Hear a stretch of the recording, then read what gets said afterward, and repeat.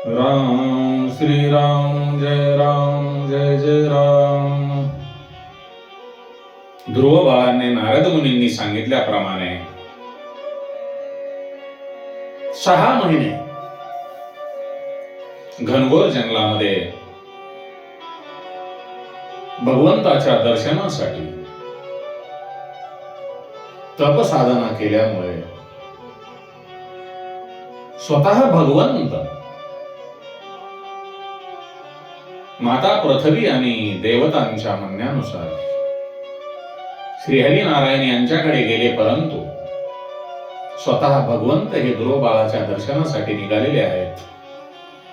भक्तीचा महिमा पहा.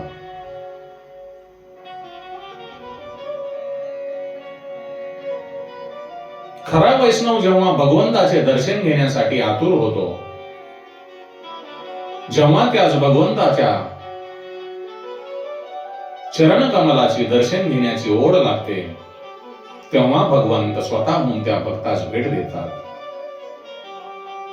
ध्रुवांच्या समक्ष जेव्हा श्रीहरी नारायण प्रकट होतात, परंतु ध्रुव आपले डोळे उघडत नाही. भगवंताचे जे तेज आहे, जे स्वरूप आहे, ते ध्रुवांच्या हृदयामध्ये तेजोमय रूपाने प्रकट झालेले आहे. ते न्याहाळण्यामध्ये तो अंतर्मनाने तल्लीन झालेला होता. प्रत्यक्ष भगवंत श्रीहरी नारायण हे आपल्या समोर उभे आहेत, तरीही तो डोळे उघडत नाही.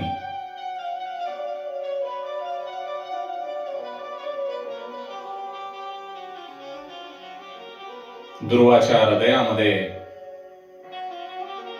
भगवान श्रीहरी नारायण यांच्या तेजोमय स्वरूपाचे दर्शन घडते. तेव्हा ध्रुव खूप घाबरून डोळे उघडतो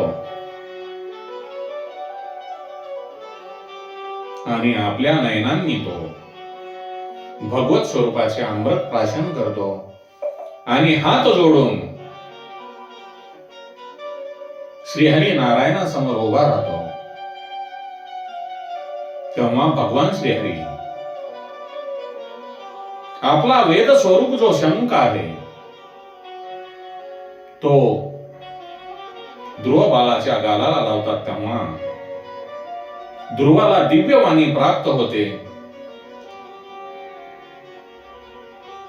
ध्रुव आपल्या परमपित्याची, साक्षात विष्णूंची स्तुती करू लागतो.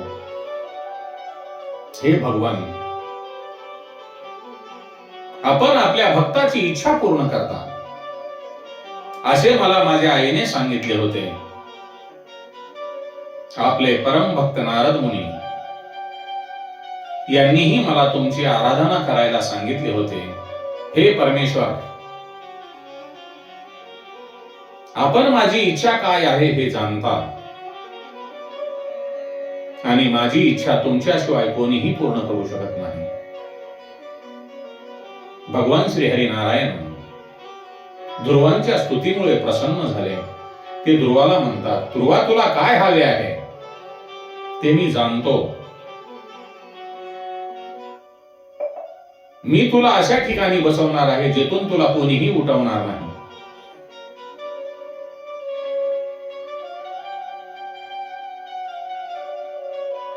तुला जे आढळपद हवे आहे ते मला माहिती आहे. ते पद मिळवणे फार कठीण असले तरी तुझी अनन्य भक्ती पाहून मी तुला जे देत आहे ते पद म्हणजे सर्व नक्षत्रे ज्यांच्या भोवती फिरतात असे स्थान मी तुला देत आहे. त्या स्थानाला आता ध्रुवलोक म्हणून ओळखले जाईल. सप्तर्षी तुझ्या भोवतील प्रदक्षिणा घालतील. आता या जन्मामध्ये तू अनेक वर्ष राज्य करशील, अनेक यज्ञ करून माझी आराधना करशील. इह लोकातून तू ध्रुवलोकात जाशील आणि मग तेथून परीत कधीही पुन्हा कधीही या इहलोकामध्ये जन्म घेणार नाहीस. भगवान श्रीहरींनी आपला अनन्य भक्त ध्रुव याला अनेक आशीर्वाद देऊन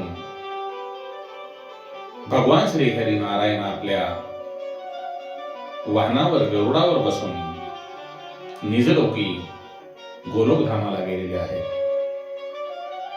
भगवान श्रीहरी नारायण गेल्यानंतर ध्रुव बाळ कितीतरी वेळ तसाच स्तब्ध उभा होता. हळूहळू त्याला वास्तवाचे भान झाले. आपण भगवंताजवळ काय मागितले याची त्याला जाणीव झाली. भगवंताच्या जवळ जाऊन सुद्धा मला माझा अपमान विसरता आला नाही याची त्याला जाणीव झाली. आणि या मायेमुळे मी मूढ झालो होतो, मूर्ख होतो असे त्याला वाटले. मैत्रेय विदुरजीला सांगतात, विदुरा, ध्रुवाची भक्ती ही सकाम भक्तीची मर्यादा दाखवते. आपली तपश्चर्या पूर्ण झाली असली तरी श्री विष्णूंच्या वरदानाप्रमाणे मला अजूनही अनेक वर्षे या इहलोकामध्ये राज्य करायचे आहे. खरे तर मी हतभागी आहे. भगवंताकडे मी निरंतर भक्ती मागायला पाहिजे होती, मी मुक्ती मागावायला पाहिजे होती असे ध्रुवाला वाटते. पण आता वेळ निघून गेलेली आहे. उत्तानपाद राजा आपल्या मुलाच्या स्वागतासाठी आपला मुलगा ध्रुव परत आलेला आहे हे पाहून नगरवासी आणि दोन्ही माता त्यांच्या स्वागतासाठी सज्ज राहतात. ध्रुवांचे आपल्या प्रजाजनावरील प्रेम आणि ध्रुवावरील प्रेम पाहून उत्तानपाद राजाला आनंद होतो आणि तो ध्रुवाला राजगादीवर बसवतो आणि ध्रुवांचा विवाह प्रजापतीची कन्या ब्रह्मी हिच्या बरोबर करतो आणि वायूची कन्या इला हिच्या बरोबरही तो विवाह करतो. ब्रह्मीपासून त्याला कल्प व वत्सर असे 2 पुत्र होतात आणि इलापासून उत्कल नावाचा पुत्र होतो. एके दिवशी ध्रुवाचा भाऊ मृगाच्या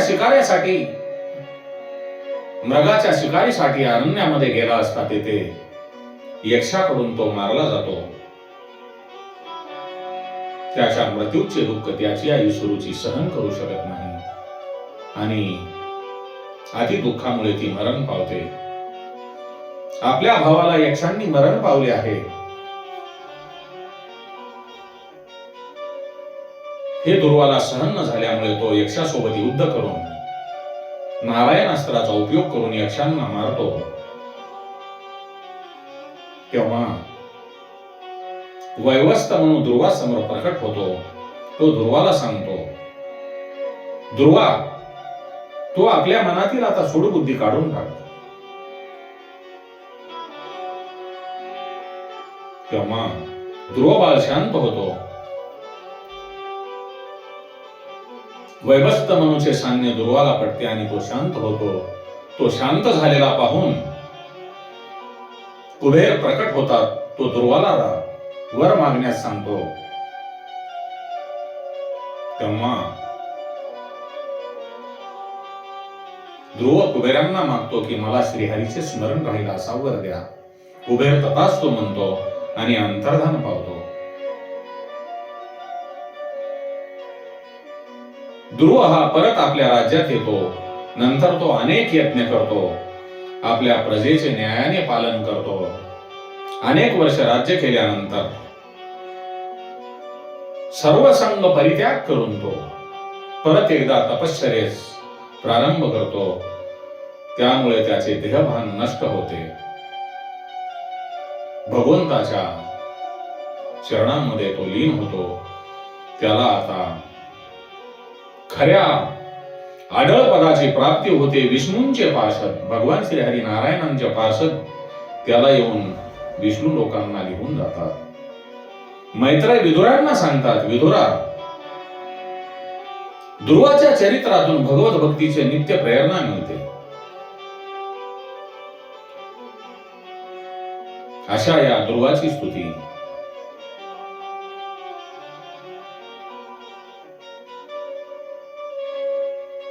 मैत्रेय ऋषीकडून विदुर जे ऐकून त्यांना भाव समाधी लागते. बाबांनो, ध्रुवाने भगवंताची अनन्य भक्ती केल्यामुळे त्याला मागच्या जन्मीच्या तपश्चर्येमुळे आणि या जन्मातील केवळ 6 महिन्याच्या तपश्चर्येमुळे भगवान श्रीहरी प्रसन्न झाले आणि त्यांना ध्रुव ताऱ्याचे आडळपद दिलेले आहे. ज्या ताऱ्याच्या भोवती सप्तर्षी प्रदक्षिणा घालतात, असे आढळपद केवळ भगवंताची तपश्चर्या साधना केल्यामुळे होते. म्हणून आपण या प्राप्त झालेल्या नरदेहाकडून भगवंताची भक्ती करून द्या. कारण हा योगायोग पुन्हा होणे नाही.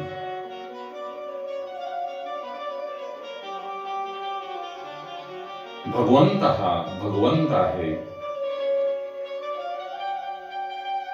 तो कठोरही आहे आणि मृदूही आहे.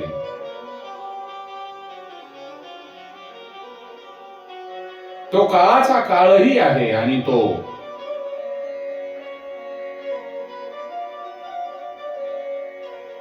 प्रेमाने भक्ती करणाऱ्या भक्तावर प्रेमाचा वर्षाव करणारा. म्हणून आपले सर्वस्व परमपित्या परमेश्वराच्या चरणी अर्पण करून द्या.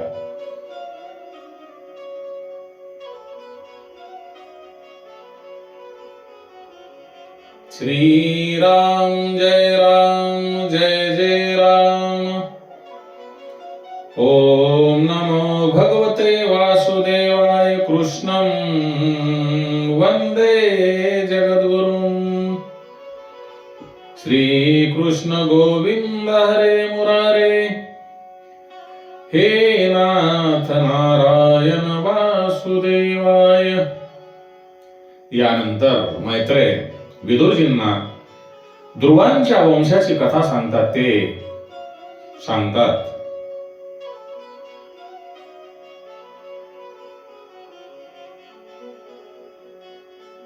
अंगराजाचा पुत्र वेन यांची गोष्ट सांगतात. वेन हा अतिशय दुष्ट राजा होता.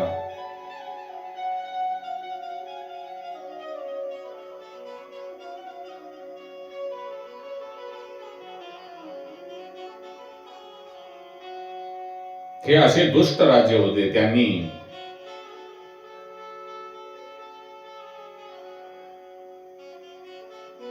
प्रजेला छळण्यास सुरुवात केली आणि लोकांना ऋषीमुनींना त्रास देऊन अपमानित करण्याचे ठरविले. तेव्हा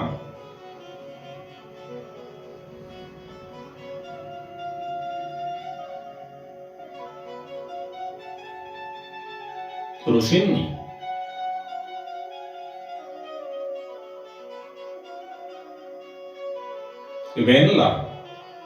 वेन राजाला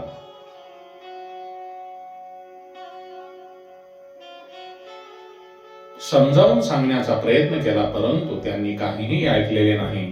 तेव्हा भृगु आदी ऋषींनी आपल्या तपाच्या सामर्थ्याने प्रेरित असलेला मंत्रोच्चार करून वेन राजाचे प्राणहरण केले. म्हणून कधीही आपल्या हाती सत्ता आल्यानंतर कोणावर अन्याय अत्याचार करू नका. कारण आज आपल्याला संधी आहे, उद्या दुसऱ्याला मिळू शकते. आपले मन फक्त कुणाचा बदला घेण्यासाठी नसून भगवंताची भक्ती करण्यासाठी आहे. म्हणून फक्त भगवंताचे भजन करा, भक्ती करा.